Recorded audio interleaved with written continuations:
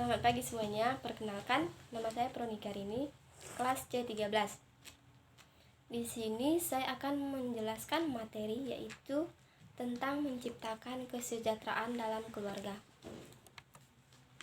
Menciptakan kesejahteraan dalam keluarga merupakan proses dan usaha yang dilakukan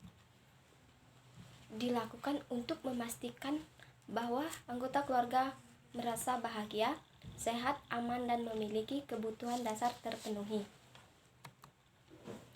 Prinsip-prinsip penting menciptakan kesejahteraan dalam keluarga.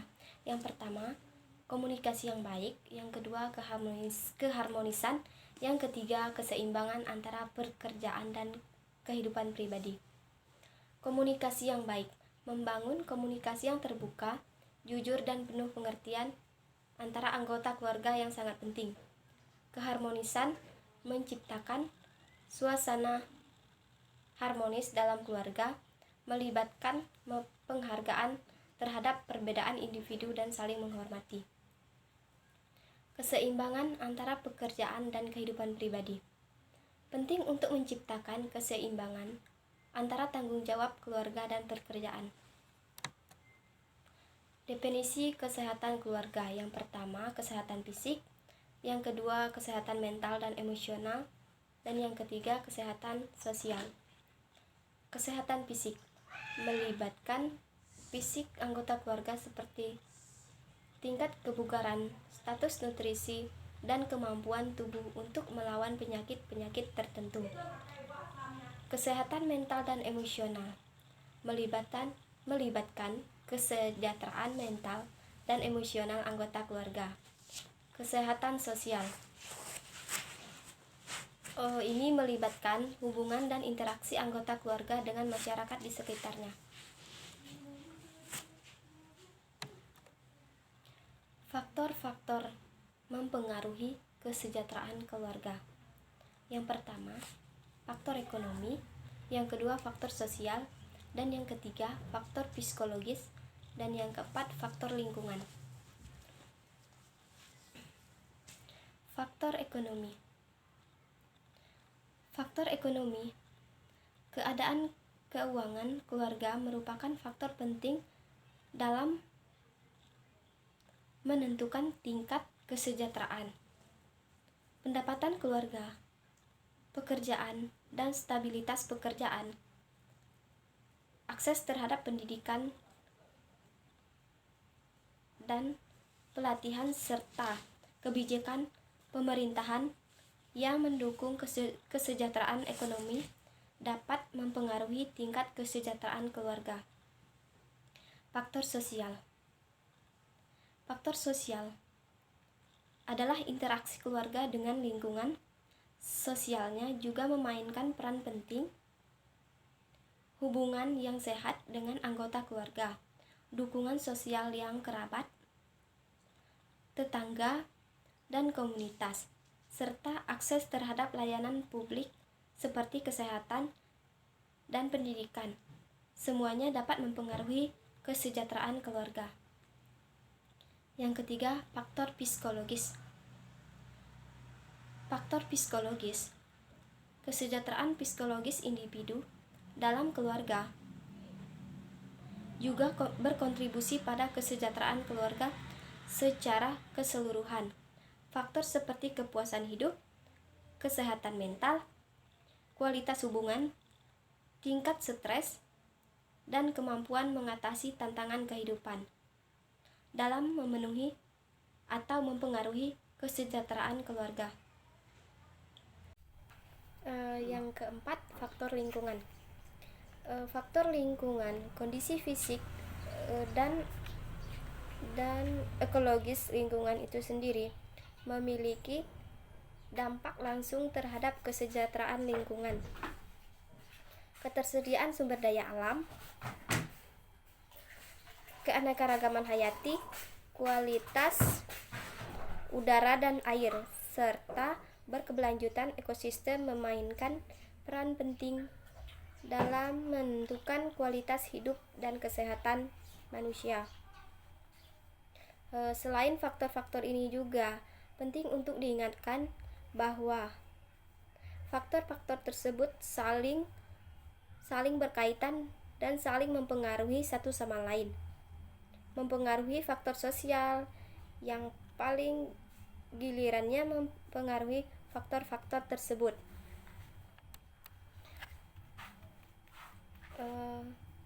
Komunikasi yang efektif dalam keluarga. Yang pertama, dengarkan dengan penuh perhatian. Jadilah pendengar yang aktif ketika berbicara dengan anggota keluarga lainnya. Yang kedua, gunakan bahasa yang sopan dan menghormati. Pastikan bahasa yang digunakan saling menghormati satu sama lain. Pengaturan waktu dan prioritas keluarga. Yang pertama komunikasi, yang kedua menciptakan rutinitas, yang ketiga prioritaskan waktu bersama. Yang pertama komunikasi. Jadwalkan waktu berkualitas dengan waktu keluarga dan melakukan komunikasi.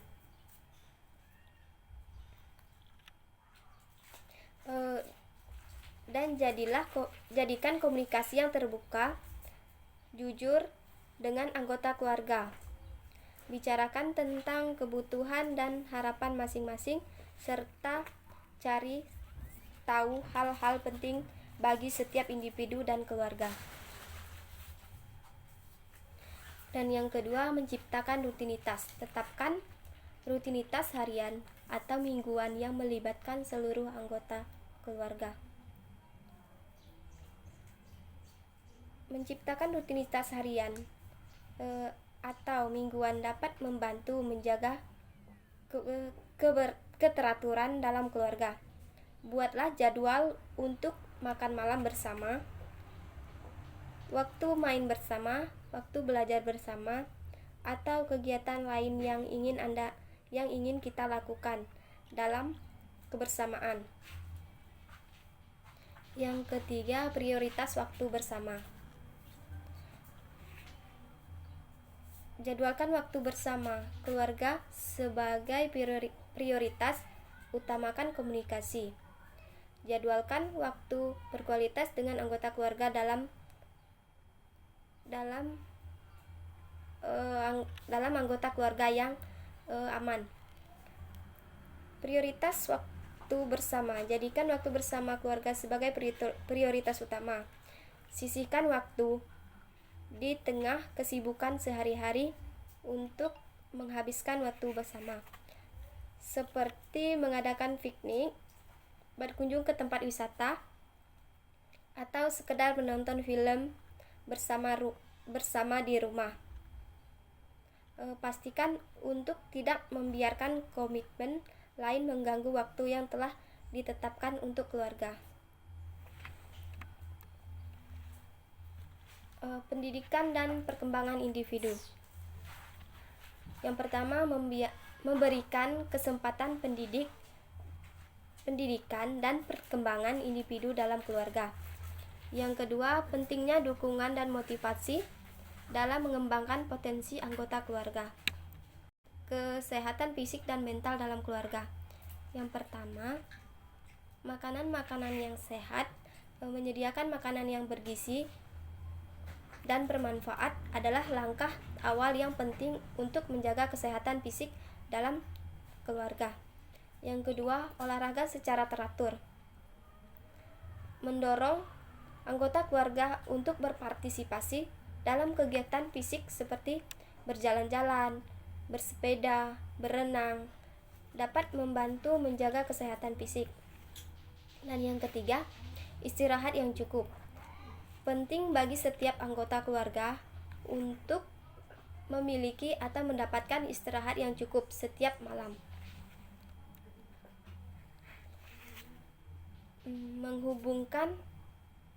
Membangun atau menghubungkan emosional yang sehat. Yang pertama, komunikasi yang efektif. Komunikasi yang jujur, terbuka, dan saling mendengarkan merupakan fondasi penting dalam hubungan emosional yang sehat.